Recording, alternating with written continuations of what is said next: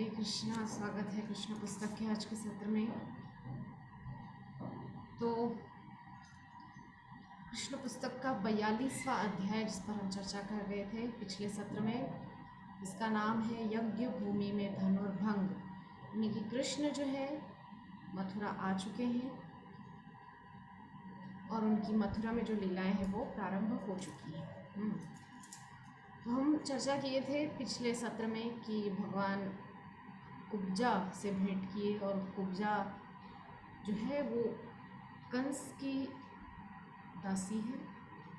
कंस को अंगराग लगाने का कार्य उसका है और चंदन लेपन की सेवा है, सुगंधित औषधीय तेल उनसे मालिश करना इत्यादि जो भी है, ये सेवा कुब्जा कंस के लिए किया करती थी। तो कृष्ण ने जब देखा तो रोका कुब्जा को और पूछा है कि ये आप किसके लिए ले जा रही हैं? तो आप ये मुझे दे सकती हैं? कृष्ण ने बड़े प्रेम से, बड़ी सरलता से कहा कि आप ये किसके लिए ले जा रही हैं? क्या आप ये मुझे दे सकती हैं? अगर आप ऐसा करेंगी तो आप बहुत ही सौभाग्यशालिनी बनेंगी, क्योंकि श्री कृष्ण षडैश्वर्य संपन्न श्री हरि भगवान हैं।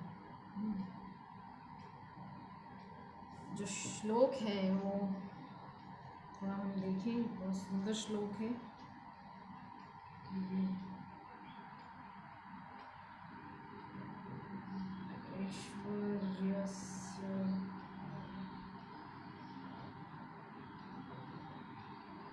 ईश्वर्यस्य समग्रस्य वीर्यस्य यशस्य ज्ञानवैराग्ययोश्चैव षण्णां भग इति रणा।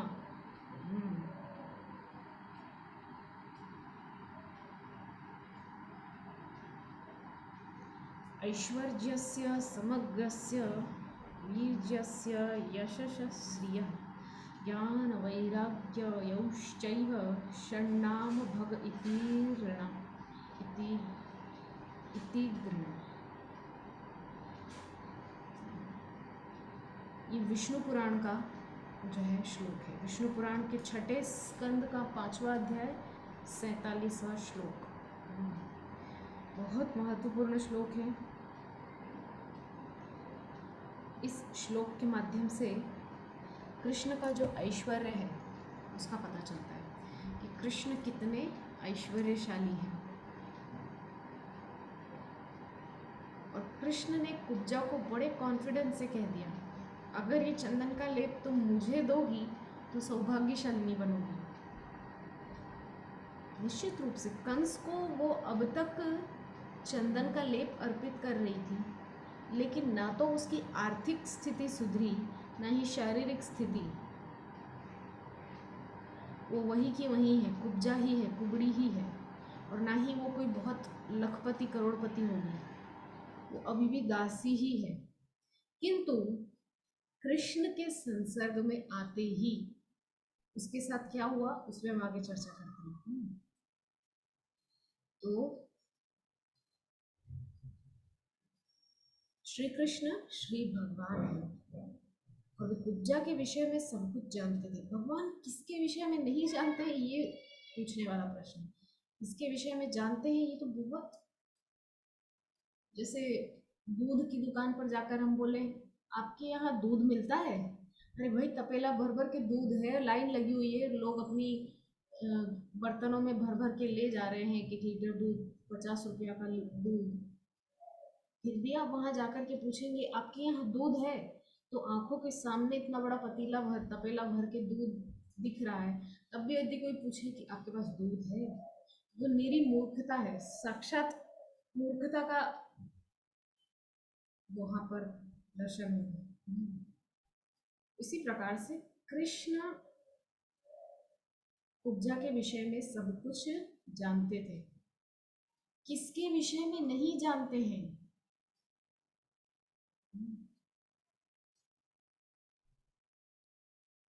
पूछने लायक प्रश्न है। किसके विषय में नहीं जानते हैं? सबके के विषय में जानते हैं कृष्ण। तो अपने इस प्रश्नों से उन्होंने यह इंगित किया कि एक असुर की सेवा करने में कोई लाभ नहीं, उत्तम यही है कि वह श्री कृष्ण एवं बलराम की सेवा करके अपनी सेवा का फल तत्काल पाए। युवती ने श्री कृष्ण को उत्तर दिया, प्रिय श्याम सुंदर, हे कन्हैया, संभवतः आपको पता होगा कि मैं कंस के यहाँ दासी का कार्य करती हूँ। प्रतिदिन उसके लिए चंदन का लेप ले जाती हूँ। उस उत्तम वस्तु को उसे देने के कारण राजा मुझसे अति प्रसन्न है, किंतु अब मुझे ज्ञात हो गया है आप दोनों भाइयों से श्रेष्ठ और कोई नहीं है जिसे यह चंदन का लेप अर्पित किया जा सके। श्री कृष्ण तथा बलराम जी के मनोहारी मुख, उनके वार्तालाप, उनके मंदहास तथा उनकी चितवन आदि पर मुग्ध होकर कुब्जा संतुष्टि एवं भक्ति से उनके शरीर पर चंदन का लेप करने लगी। देखिए यहाँ पर स्पष्ट रूप से लिखा है कि कुब्जा को सत्य समझ में आ गया था। क्या सत्य? कि उस असुर को अब तक मैं चंदन का लेप अर्पित कर रही थी। क्यों? क्योंकि वो राजा है, ऐसा करने से वो मुझ पर प्रसन्न होगा। लेकिन प्रसन्न होकर भी उसने आज तक मेरे लिए क्या किया? क्या उसने मेरे लिए महल बनवा दिया, मुझे बहुत धन दे दिया, या क्या उसने मेरा ये जो शारीरिक कष्ट है, ये कुरूपता है, इसको दूर कर दिया? क्या किया? कुछ भी तो नहीं किया मेरे लिए उस कंस ने। लेकिन मैं फिर भी उसके लिए सेवा दे रही हूँ। फिर उसके चित्त में आया कि ये दोनों भैया जिनको देखकर मेरा रोम रोम पुलकित हो रहा है, इनकी सुंदर अलकावलियाँ, मुंगराले केश, सुंदर मंद मंद मुस्कुरा रहे हैं दोनों भैया एक दूसरे को देख देख के। टेढ़ी टेढ़ी चितवन है दोनों भाइयों की। कृष्ण के हाथ में बांसुरी है तो श्री बलराम जी के हाथ में हल है। हल मूसलाधारी बोलते हैं बलराम जी को। ऐसे वो दोनों भैया सुसज्जित हो रहे हैं, सुंदर सुंदर वस्त्र पहने चमक रहे हैं। तो उसने सोचा कि इतना सुंदर सुंदर ये बोल रहे हैं, इतने सुंदर सुंदर इनके मुख हैं, तो इनको अगर मैं चंदन अर्पित करूं तो निश्चित ही मेरा उद्धार होने वाला है। इसीलिए कुब्जा ने उन दोनों भाइयों को जो है बड़े प्रेम से, बड़े भाव से उन दोनों भाइयों को चंदन का लेप करने लगी। दोनों दिव्य भ्राता श्री कृष्ण और बलराम नैसर्गिक रूप से अति सुंदर थे। उनका वर्ण अत्यंत मनोहारी था और उन्होंने उत्तम रंगीन वस्त्र धारण किए हुए थे। उनके शरीर पहले से ही अत्यंत आकर्षक थे, और जब कुब्जा ने उनके शरीर पर चंदन का लेप कर दिया तो और अधिक सुंदर दिखने लगे। दोनों जो भाई हैं वो ऐसे ही बहुत सुंदर है। यहाँ पर अगर मैं प्राकृतिक रूप से बोलूँ, नेचुरली बोलूँ, तो नेचर तो उनके अधीन है। नेचर शब्द छोटा पड़ जाएगा। तो कृष्ण और बलराम जो है वो स्वाभाविक सुंदर है। सुंदरता के लिए कुछ मेकअप नहीं लगाना पड़ रहा है, जैसे आजकल के जो टीवी सीरियल्स में और सभी कैमरे पे जो काम करते हैं वो लोग, तो वो लोग क्या करते हैं, जो कृष्ण बनते हैं वो इतना इतना मेकअप लगाते हैं, और जहाँ जो शॉट है वो कट होता है तो फिर पाउडर लगाने वाले उनको आ जाते हैं उनके सामने, ताकि पसीना ना दिखे चेहरे पे, एकदम चिकना चिकना फेस दिखे। इसके लिए कितना मेकअप चढ़ाया जाता है उनको लोग को। तो इसको कहते हैं कृत्रिम सुंदरता, यानी कि बनावटी सुंदरता। तो कृष्ण और बलराम वो है सुंदर, उनको बनाना नहीं पड़ता, वो सुंदर ही है दोनों भाई। अद्भुत सौंदर्य है दोनों भैया का। और उनके वस्त्र बहुत अद्भुत लग रहे थे, दोनों बहुत आकर्षक है। किंतु फिर भी जब कुब्जा ने चंदन लगा दिया ना, तो वो दोनों जैसे सोने में सुहागा लग जाता है, ऐसे सोने में सुहागा की तरह वो भाई दोनों पहले ही बड़े चमक रहे थे। कृष्ण बलराम चंदन का लेप लगने से बहुत अधिक सुंदर हो गए। श्री कृष्ण इस सेवा से अत्यधिक प्रसन्न होकर सोचने लगे कि उसे क्या पारितोषिक दिया जाए। दूसरे शब्दों में भगवान को आकृष्ट करने के लिए कृष्ण भावना भाविक भक्त को प्रेमा भक्ति में उनकी सेवा करनी पड़ती है। अब कृष्ण सोच रहे हैं कि इसको मैं क्या दूं बदले में, इसने मेरी इतनी सुंदर सेवा की है। तो दूसरे शब्दों में जो भगवान है उनको आकृष्ट करने के लिए, यानी अपनी तरफ बुलाने के लिए क्या किया जाता है? कृष्ण भावना भावित होना पड़ता है। उनके प्रति दिव्य प्रेममयी सेवा के अतिरिक्त श्री कृष्ण को प्रसन्न करने का कोई और मार्ग नहीं है। इस प्रकार विचार करते हुए श्री कृष्ण ने कुब्जा के पैरों पर अपना पैर रखकर दबा दिया। कृष्ण ने अपना पैर रखा कुब्जा के एक पांव पे, और एक हाथ पीछे जो कुबड़ निकला हुआ था उसको जोर से दबाया, और एक हाथ जो है ठोड़ी है इसको ऊपर उठाया। तो तीन काम कर रहे हैं कृष्ण एक साथ। पाँव से उसके पाँव को दबा रहे हैं जोर से, एक पाँव को, उसका एक पाँव, कृष्ण का एक पाँव से उसको दबा रहे हैं, और दूसरे हाथ एक हाथ से क्या कर रहे हैं, उसका कुबड़ जो है पीछे, उसको पीछे से अंदर की तरफ रखे हुए, और फिर क्या कर रहे हैं, उसके जो ठोड़ी है इसको पकड़ के ऊपर की तरफ उसको खींच रहे हैं। और इस प्रकार से तत्काल ही कुब्जा विस्तृत विस्तृत नितंबों, क्षीण कटी तथा सुंदर एवं सुपुष्ट स्तनों वाली एक सीधे शरीर वाली युवती बन गई। और फिर तो वो ऐसी सुंदरी बन गई कि देखते ही बन गई थी उसकी शोभा। क्योंकि श्री कृष्ण कुब्जा की सेवा से प्रसन्न थे और उसे श्री कृष्ण के चरण कमलों का स्पर्श प्राप्त हुआ था, अतः वह नारियों में सर्वश्रेष्ठ सुंदरी बन गई। यह घटना दर्शाती है श्री कृष्ण की सेवा के द्वारा भक्त को तत्काल सर्वश्रेष्ठ गति प्राप्त हो जाती है। तो कृष्ण ने उसको एकदम सुंदरी बना दिया, बहुत सुंदर लग रही थी। श्री कृष्ण जो है वो प्रसन्न थे उसकी सेवा से, क्योंकि इतना सुंदर चंदन का लेप दोनों भैयाओं को उसने लगा दिया। फिर भगवान ने एक और कृपा कर दी, अपने चरण का उस पर स्पर्श करा दिया। तो वो क्या क्या है, वो सब नारियों में सर्वश्रेष्ठ नारी बन गई, इतना उसको सौंदर्य प्राप्त हो गया। तो श्री कृष्ण की सेवा के द्वारा भक्त को तत्काल सर्वश्रेष्ठ गति प्राप्त हो जाती है।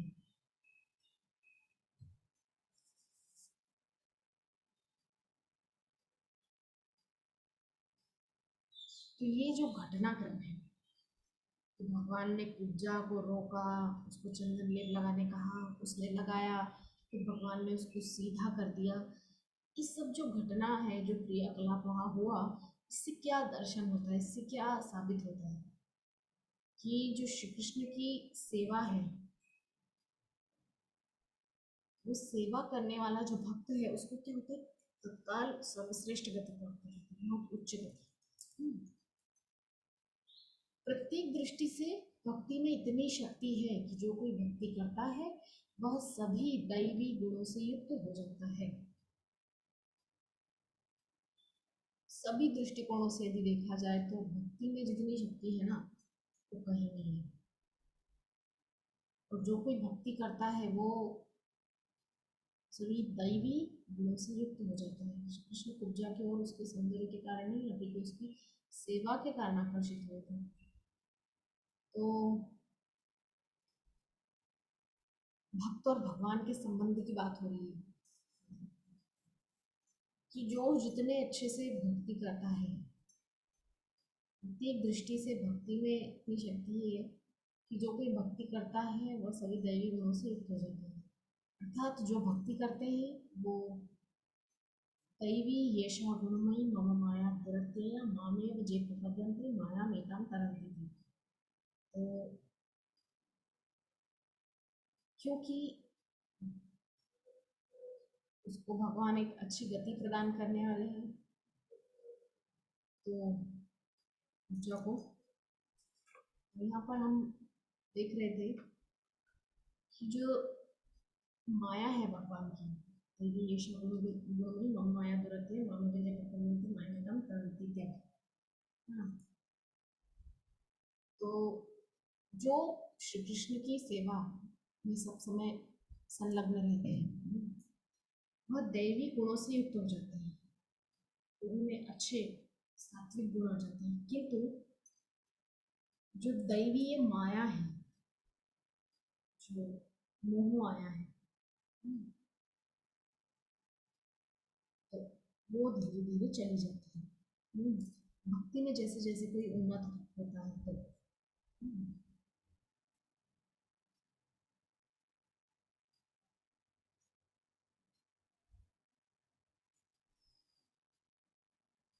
और जब वो कुब्जा श्री कृष्ण के अनुग्रह से अनुपम सुंदर युवती बन गई, तो वह स्वाभाविक रूप से कृष्ण के प्रति अत्यंत आभार मानने लगी।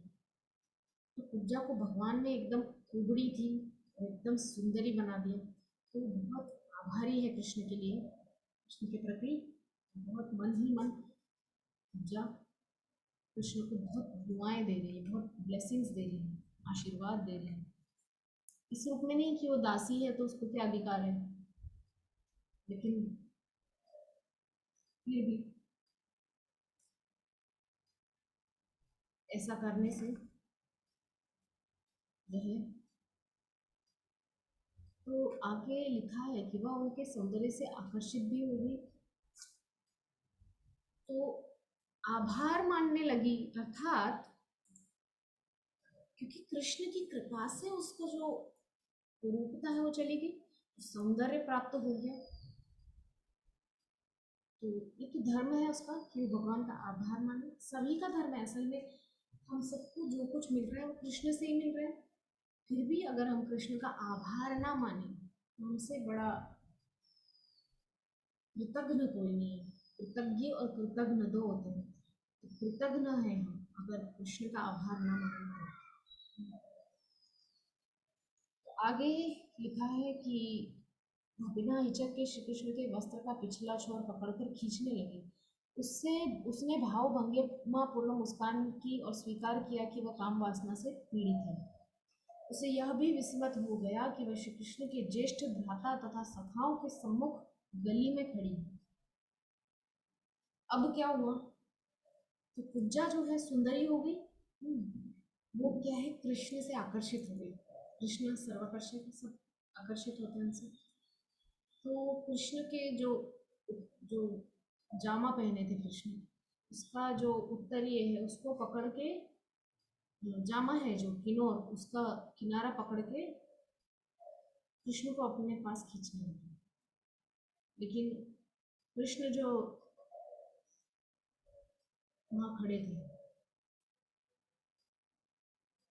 तो वो भी सोचने लगे कि ये अ, क्या कर रही है, क्योंकि वहाँ कृष्ण के बड़े भैया बलराम, कृष्ण के सारे जो सखा हैं वो भी खड़े हैं। उनके सामने ही कुब्जा जो है अपने मन की बात कृष्ण के सामने रख रही है। भूल गई वो कि वो कहाँ खड़ी है।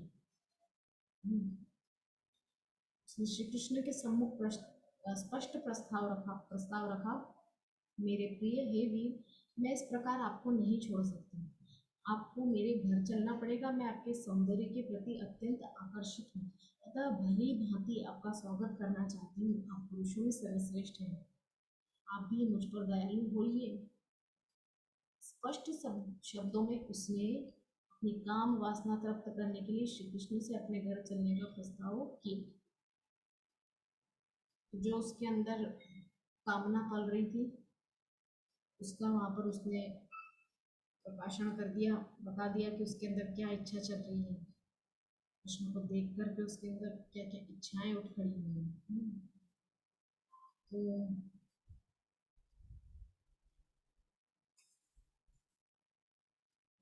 आगे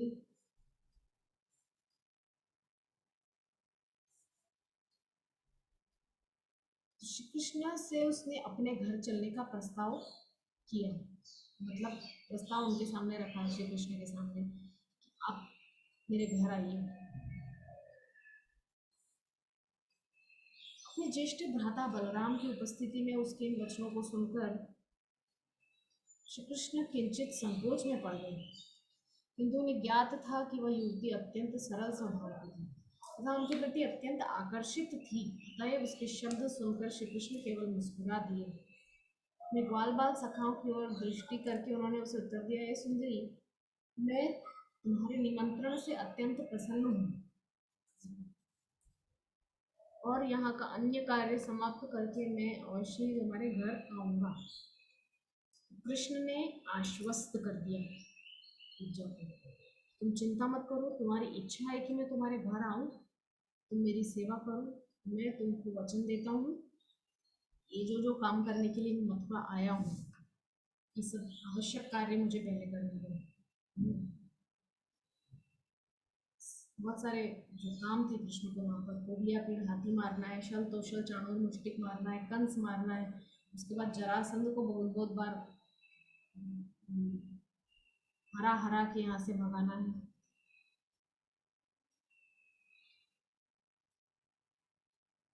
जिस प्रकार से कृष्ण ने जो कहा वहाँ पर कि मैं अपने जो कार्य हैं उनको समाप्त करने के बाद आऊँगा, तब तक तुम प्रतीक्षा करो।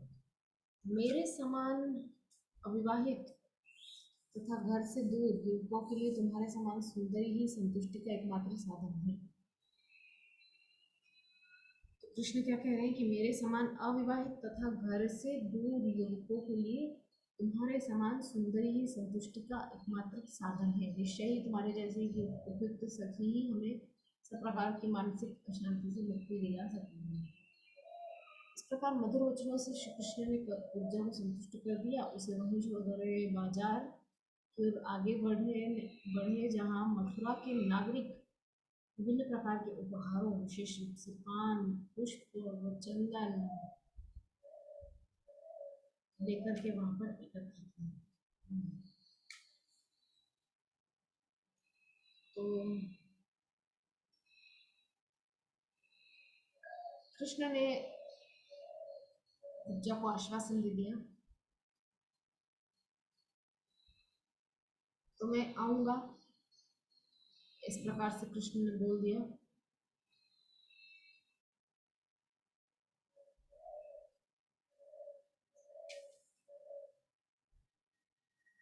तो कृष्ण पूजा से भेंट हो गई, उसको आश्वस्त कर दिया कि मैं आऊंगा। उसके बाद कृष्ण आगे बाजार की ओर आगे बढ़ रहे हैं। तो वहाँ पे कृष्ण ने देखा बहुत सुंदर सुंदर उपहार हैं, व्यंजन है, पान है, सुंदर है, चंदन है, पुष्प है, ये सब कृष्ण के ऊपर अर्पित करने लगे। बाकी जो लोग सब देख रहे थे कि कृष्ण की लीला ये हो रही है, इसके बाद तो बाजार के व्यापारियों ने श्री कृष्ण और बलराम की अत्यधिक आदर पूर्वक पूजा की। इतने बड़े बड़े नहीं आए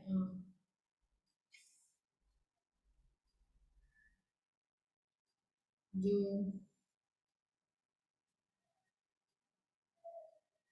बड़े बड़े व्यापारी हैं, श्री कृष्ण जिस गली में से निकल रहे थे वहाँ बड़ी बड़ी व्यापारियों की दुकानें थी। हम देखते हैं ना आज के समय में भी डिपार्टमेंटल स्टोर होते हैं, सब कुछ उस एक ही दुकान में मिल जाता है।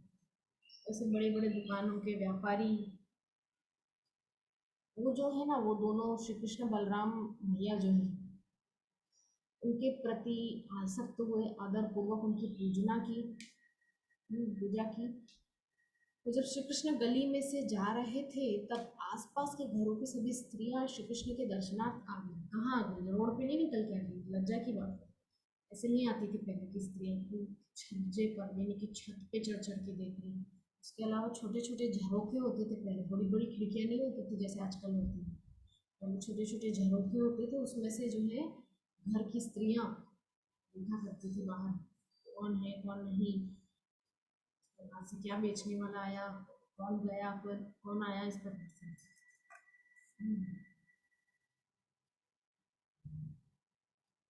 कुछ कम आयु की युवतियां तो श्री कृष्ण के सौंदर्य पर मुग्ध होकर मूर्छित हो गई।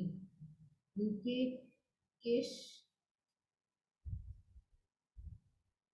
उनके केश तथा वस्त्र ढीले पड़ गए और उन्हें यह भी विस्मृत हो गया कि वे कहाँ पर खड़ी हैं। तो वो गोपियाँ जो वो मथुरा की जो स्त्रियां हैं, गोपियाँ हैं, वो देख रही छज्जों में से झांक झांक के कृष्ण बलराम को। तो उनमें से कई गोपियाँ ऐसी थी जो कृष्ण को देख करके मूर्छित ही हो गई। हम्म, उनके केश वस्त्र सब ढीले पड़ गए और बिल्कुल मतलब अचेतन अवस्था जैसे हो गई। हम्म, तो उनको सब कुछ भूल चुकी थी, ये कहाँ पर खड़ी है। तदुपरांत श्री कृष्ण ने नागरिकों से पूछा कि यज्ञ कहाँ पर हो रहा है। कंस ने जरूर यज्ञ का आयोजन किया था और इस विशिष्ट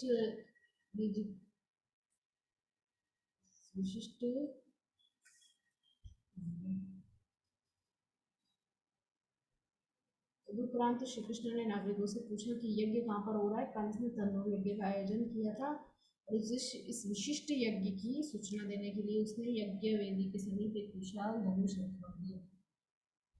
तो प्लान चल रहे कृष्ण को समाप्त करने के। पहला क्या है, हाथी। हाथी अगर नहीं मार पाया तो रणभूमि में मेरे शल तोषल चानक मुष्टि के चूर्ण बना देंगे दोनों में। हाँ, इस प्रकार से सोच रहे थे। यज्ञ की रंगभूमि में इस धनुष की रक्षा के लिए कंस ने एक सैनिक तथा द्वारपालों को नियुक्त कर दिया था। जब श्री कृष्ण तथा बलराम धनुष की ओर आगे बढ़े तो उन धनुष के निकट न जाने की आगे हठपूर्वक आगे बढ़े और इस विशाल धनुष को अपने बाएं हाथ में उठा लिया।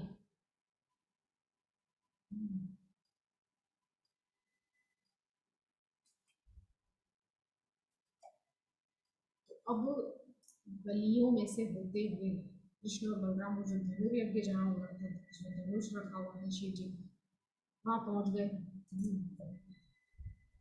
और वो जो धनुष था उसको ऐसे ही उल्टे हाथ में उठा लिया कृष्ण ने। आश्चर्य की बात है, कोई नहीं कर सकता ऐसे। 21 कोस के है गिरिराज जी, 21 कोस यानी कि करीब करीब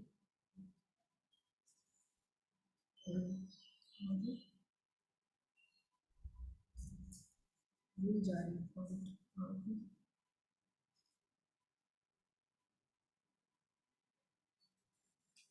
हाँ, 21 कोस का गिरिराज यानी कि एक कोस में होते हैं 3 किलो,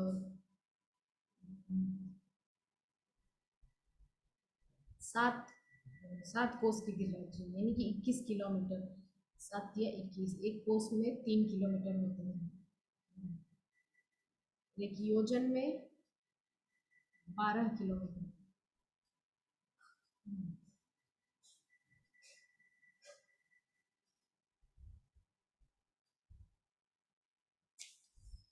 तो उसको कृष्ण जब इतना सरलता से उठा सकते हैं 21 किलोमीटर के गोवर्धन को, तो ये तो धनुष है, इससे थोड़ा तो कम वजन होगा ही। माना शिव जी का धनुष है लेकिन फिर भी गिरिराज जी तो गिरिराज जी ही है अपने आप में। इस प्रकार से कृष्ण ने धनुष को हाथ में उठाया, तोड़ दिया और उस पर डोरी चढ़ा दी।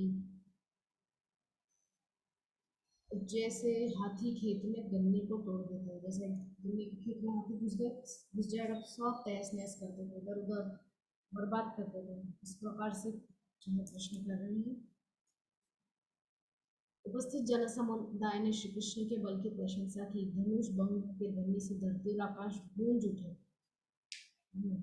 कंस ने भी ध्वनि की जो सुना उसने, तो वो भी आ गया उस रंगभूमि में, बैठ गया आकर के कंस भी इस ध्वनि को सुन करके। लेकिन अंदर ही अंदर उसका जो है चित्त एक ही बात में फंसा हुआ है, नहीं तो मेरी मौत आ गई है मतलब। तो जब कंस को इस घटना की जानकारी मिली तो उससे अपने प्राणों का भय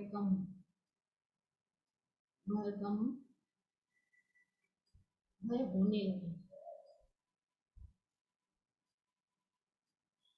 पृथ्वी माता जो है वो ऐसे राजाओं के घर से क्लांत हो जाती है। धनुष के रक्षक पास ही खड़े थे और जब उन्होंने कहा और जब उन्होंने समस्त घटना देखी अत्यंत क्रोधित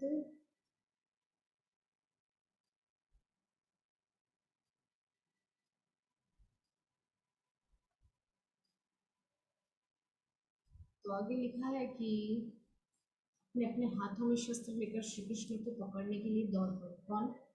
जो मल्ल लोग थे, शल कौशल चाणू और मुष्टिक, वो कृष्ण बलराम की ओर दौड़ पड़े हैं और बंदी बना लो, वध कर दो, मार डालो, इस प्रकार से बोलने लगे। तो चिल्लाते हुए लोगों के मध्य श्री कृष्ण तथा बलराम जी घिर गए। जब उन्होंने रक्षकों की धमकाने वाली प्रक्रिया देखी तो वे क्रुद्ध हो गए। टूटे हुए धनुष के दोनों भाग उठाकर सभी रक्षकों पर प्रहार करने लगे।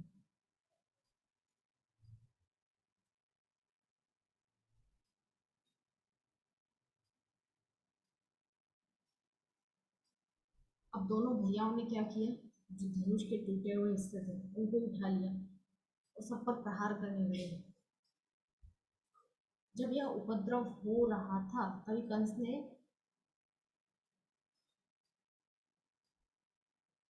सेना की एक छोटी सी टुकड़ी रखवालों की सहायता के लिए भेजी, किंतु श्री कृष्ण तथा बलराम जी ने उनसे युद्ध करके उनका संहार कर दिया। तो कुबलिया पीड़ हाथी को मारना और रंगभूमि में प्रविष्ट होना, यहाँ तक हुआ। अब आगे के विषयों पर हम अगले सत्र में चर्चा करेंगे। तब तक के लिए वंशाकल्पतरुभ्यश्च कृपासिन्धुभ्येव च पतितनं पावनेभ्यो वैष्णवेभ्यो नमो नमः। हरे कृष्ण कृष्ण कृष्ण हरे हरे राम राम राम हरे हरे। अनंतर श्रीमद् भागवत महापुराण की जय जगत गुरु श्री प्रभुपाद की जय जय। प्रेमानंदे हरि हरि।